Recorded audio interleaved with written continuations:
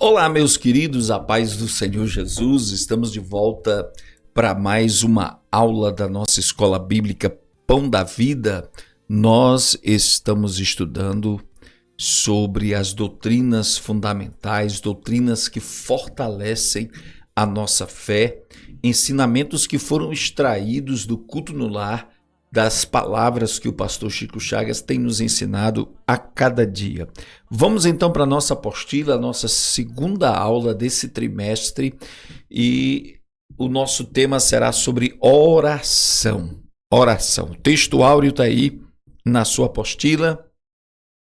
E aconteceu que, estando ele a orar num certo lugar, quando acabou, lhe disse um dos seus discípulos: Senhor, ensina-nos a orar, como também João ensinou aos seus discípulos. A verdade prática, nós encontramos uma citação do pastor Charles Spurgeon: eu preferia ensinar um homem a orar do que 10 homens a pregar. Eu espero que você tenha feito as leituras diárias na semana, né? E a nossa leitura em classe está em Mateus capítulo 6, versículo 9 a 13. Portanto, vós orareis assim: Pai nosso que estás no céu, santificado seja o teu nome, venha o teu reino, seja feita a tua vontade, assim na terra como no céu. O pão nosso de cada dia nos dá hoje, e perdoa-nos as nossas dívidas, assim como nós perdoamos aos nossos devedores. E não nos conduzas à tentação, mas livra-nos do mal, porque teu é o reino e o poder e a glória para sempre. Amém. Inicialmente, nós queremos dizer que a oração é o ambiente onde a fé cresce e a vida espiritual floresce. Não há outro ambiente no qual a nossa fé possa crescer, a não ser o da oração. A nossa vida espiritual vai florescer quando nós criarmos esse ambiente em torno da nossa vida, uma vida de oração. Sem oração, o cristão se enfraquece e perde contato com os recursos da fé para o seu crescimento. O pedido mais destacado dos discípulos ao mestre não foi ensina-nos a pregar, não foi ensina-nos a ensinar, mas foi ensina-nos a orar. Por isso nós queremos tirar algumas lições muito importantes para a nossa vida de oração nessa lição de hoje. O primeiro é o significado de oração. Em primeiro lugar, oração é um dever. Lucas 18, versículo 1, a oração é um dever. Precisamos compreender que a oração não é uma atividade de folga, só quando você tiver tempo. Não, é uma prática para quando, não é uma prática para quando tivermos tempo, estivermos sem ter o que fazer, vamos orar. Não. Deve ser um dever para todo o tempo. Você pode até grifar essa expressão aqui, um dever para todo o tempo. Nós devemos orar em todo o tempo, como diz Lucas 18, verso 1. É impossível mensurar a importância da oração e, portanto, não podemos subestimá-la, não podemos depreciá-la, não podemos tirar o valor dela, deixando para depois, adiando o teu momento de oração, a tua constância de oração. Nós lembramos que Daniel orava 3 vezes ao dia. O salmista diz que parava para louvar a Deus 7 vezes ao dia. Quanto tempo nós estamos orando? É um dever do crente. Segundo lugar, oração é interação, é interrelacionamento entre Deus e o homem. Filipenses 4, versículos 6 e 7. A comunhão e a comunicação entre Deus e o homem se dá pela oração. Tudo que nós precisamos, tudo que nós sentimos, tudo que nós queremos, tudo que nós planejamos precisa ser colocado diante de Deus. Sem oração, ficamos mudos e Deus, para nós, se torna surdo, né? Porque Deus só é surdo para quem é mudo, para quem não ora, para quem não fala, aí não vai poder obter respostas de Deus, né? Oração é o derramar do homem para encher-se de Deus. Lucas 22:42. Por meio da oração acontece a troca transformadora.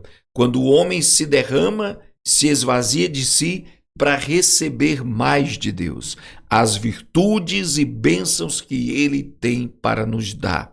Na oração você se esvazia de si. Na oração você abre mão de muitos interesses pessoais para que a vontade de Deus se estabeleça na sua vida. Lucas 22:42 vai nos dizer que Jesus orou: seja feita a tua vontade e não a minha. Quando oramos, estabelecemos o divino, o sagrado na nossa estrada, na nossa história, né? Quando nos esvaziamos de nós para nos encher de Deus. Qual a dinâmica da oração? Como nós devemos orar? Em Mateus capítulo 6, versículos 9 a 13, nós lemos na leitura bíblica em classe, Jesus ensinou a orar, a oração do Pai Nosso, mas ele não quer que a oração do Pai Nosso seja repetida, né, constantemente, como se fosse um mantra, como se fosse um terço, como se fosse obrigatório. Não. Quando Jesus ensinou o Pai Nosso, ele estava ensinando a dinâmica da oração. Há alguns segredos na oração do Pai Nosso que nós precisamos entender. Primeiro, que o Pai Nosso que estás no céu, ele está falando de paternalidade. Paternidade, né? A oração deve ser feita com a consciência que temos um Pai e este está nos céus, acima de todo governo e de toda circunstância. Ou seja, você não é órfão, você não é desprotegido, você não está só na oração, você está entrando em contato com aquele que é seu Pai. Então, segundo lugar, a Bíblia diz: santificado seja o teu nome, venha a nós o teu reino. Ou seja, é profecia, é santificação, é glorificar o nome do Senhor. Na oração, nós devemos declarar a santidade e a glória do nosso Deus e a vinda do nosso Deus. A glória e a vinda do nosso Deus, né? Então, é a segunda característica da oração. Na oração, você deve santificar, glorificar a Deus. Você deve exaltar o nome do Senhor, né? Porque na maioria das orações a gente vai direto para os pedidos, né? A gente já vai dizendo: Senhor, eu estou precisando, Senhor, eu quero. Mas nós precisamos afirmar nossa filiação, devemos afirmar a paternidade de Deus e devemos também clamar santificando o nome do Senhor, glorificando o nome dele e clamando para que venha o reino, a vontade, venha o propósito de Deus sobre as nossas vidas. Em terceiro lugar, nós temos que orar pela prostração, ou seja, venha o teu reino. Quando a gente se prostra diante de Jesus e diz que ele é rei, em oração não há orgulho, não há vaidade, mas prostração diante do Senhor, profetizando sua soberania, declarando a sua soberania sobre as nossas vidas. Oração tem que ser prostração, humildade, quebrantamento. Você não pode estar na oração e sair do mesmo jeito que entrou. Ali muita coisa será mudada de lugar no seu coração pela prostração, pela entrega, pela submissão à vontade de Deus. O quarto lugar, a coisa começa a mudar de ritmo, e aqui diz: olha, o pão nosso de cada dia nos dá hoje. É a parte da oração que a gente ora pela provisão de Deus. Em oração precisamos crer na provisão diária de Deus, ou seja, que Deus vai nos dar sustento, que Deus vai nos manter, que Deus vai prover, que Deus vai estar ao nosso lado para nos manter de pé, nos manter vivo, nos manter alimentados, vestidos, toda a provisão de Deus. Leia Mateus capítulo 6, a Bíblia diz que os pardais não fazem hora extra, que os lírios dos campos não tecem, não fiam, e nenhum deles, dos pardais, cai por terra, e nenhum lírio do campo, né, nem mesmo Salomão, em toda a sua glória, se vestiu com tanta singeleza, com tanta beleza como os lírios do campo. Tudo isso é prova da provisão de Deus. Quando eu digo pão nosso de cada dia nos dá hoje, eu estou confiando que Deus vai abrir as portas, que Deus vai prover na minha vida, né? Em quinto lugar, perdoa as nossas dívidas. E aqui eu estou proclamando o perdão. O perdão deve estar presente como ambiente da oração e comunhão com Deus. Você não pode orar debaixo de mágoas, de raízes de amargura, de ressentimento de outras pessoas. Você tem que estabelecer o perdão ali. Você tem que estabelecer a reconciliação ali no ambiente da oração para que ela seja uma oração livre, leve e destinada à resposta e à bênção, né? E nesse mesmo contexto do perdão, o texto da oração diz como nós perdoamos aqueles que nos têm ofendido, ou seja, o perdão de Deus se estabelece na nossa vida porque nós também transbordamos em perdão para com aquelas pessoas que nos ferem, que nos maltratam. Em sexto lugar, a oração do Pai Nosso nos ensina assim: não nos conduzas à tentação, mas livra-nos do mal. Isso fala de proteção. A oração estabelece a proteção divina sobre aquele que clama, sobre aquele que está orando, virá a proteção de Deus, virá os anjos do Senhor para proteger você, sua casa, sua família de todo o mal, né? Ele nos protegerá de todo o mal. Em sétimo lugar, porque teu é o reino, o poder e a glória para sempre. E aqui a proclamação, a oração. Toda oração deve terminar com a proclamação do ser de Deus, que Ele é poderoso, que Ele é glorioso, que Ele é eterno, que Ele é o Rei. Nós glorificamos o Teu nome, Senhor, porque Tu és tremendo, Tu és maravilhoso. Quem é Ele e o que Ele representa para nós? Termine sua oração glorificando e proclamando a grandeza de Deus. Existe também, amados, os erros que nós cometemos na oração. Quais são os erros que costumamos cometer na oração? Primeiro, da justiça própria.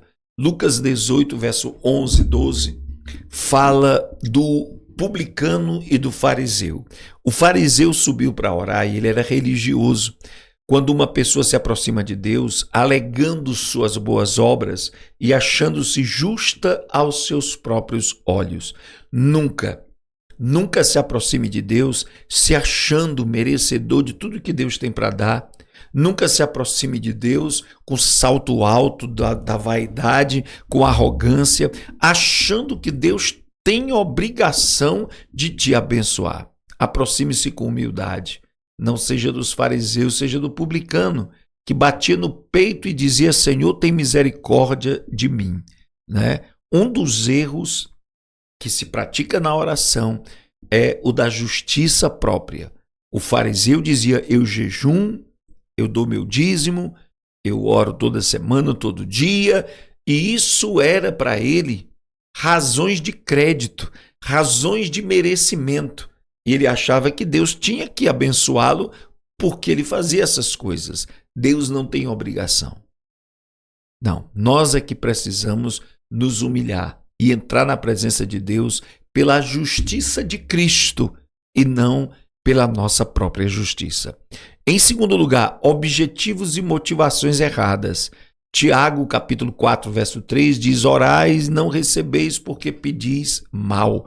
Quando os motivos da nossa oração se chocam com a vontade de Deus, ela não é respondida, né? Quando as motivações são erradas, quando eu oro para esbanjar, para esnobar, para me exibir como espiritual, quando eu oro pedindo apenas para os meus próprios interesses, quando eu oro e a minha oração entra em conflito com a vontade de Deus na minha vida, então essa oração não é respondida.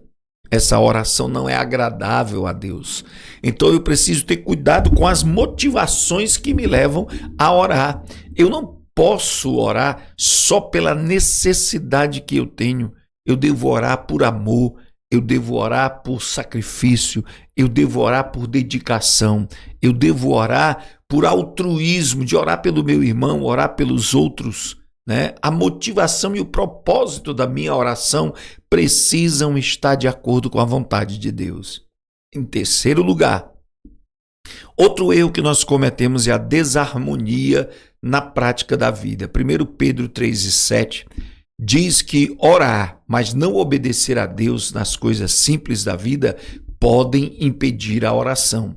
Quando o marido não vive bem com a esposa ou a esposa não vive bem com o marido, há desrespeito, há contenda, agressões verbais, a Bíblia diz que a oração deles será impedida.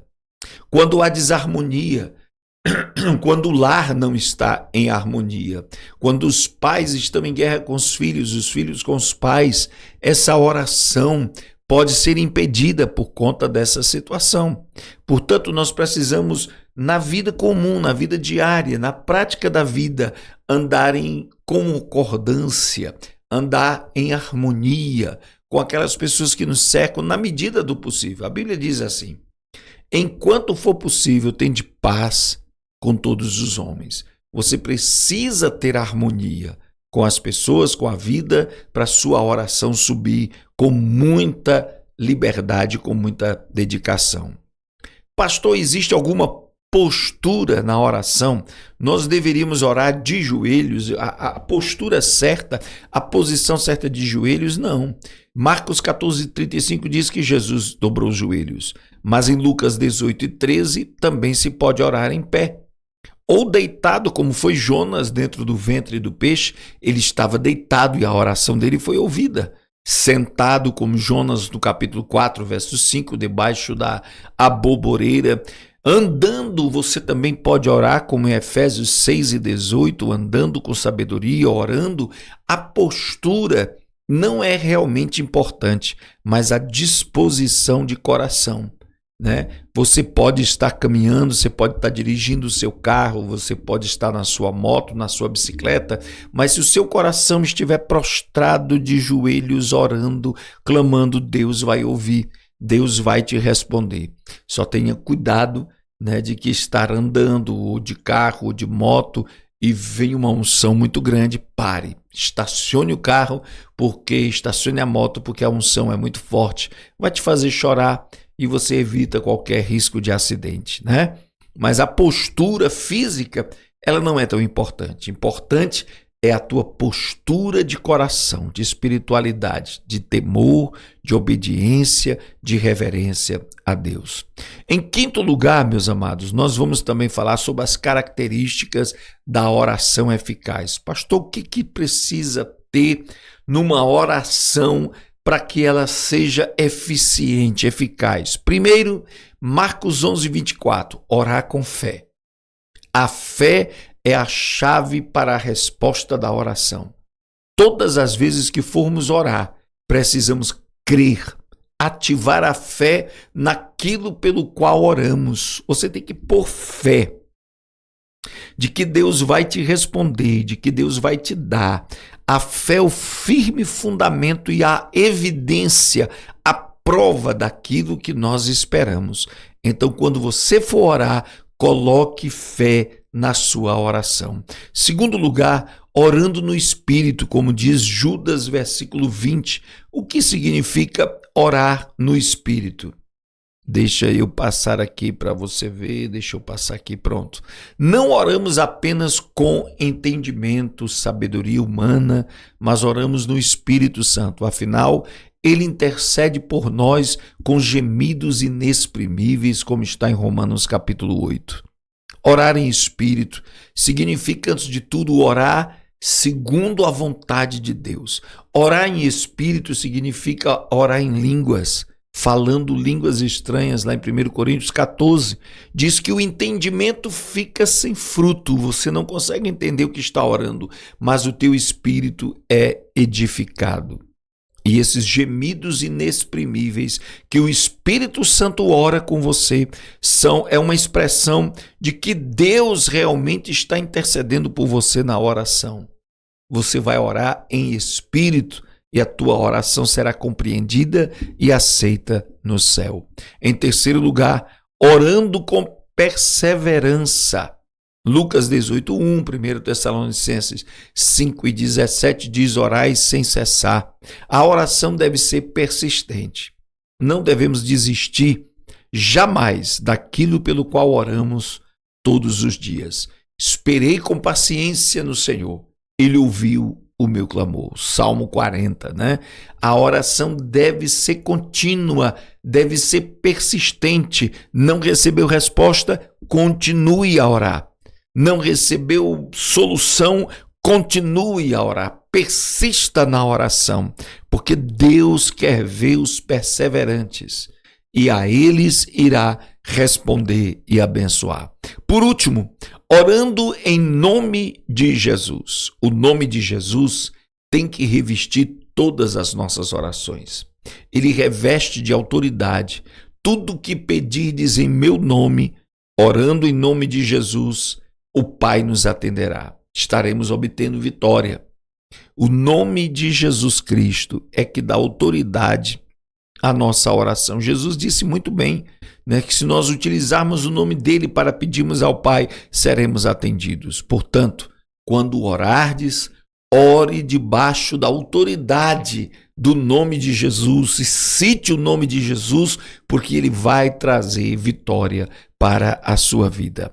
Meus amados e queridos, tem sido essa a nossa lição de hoje.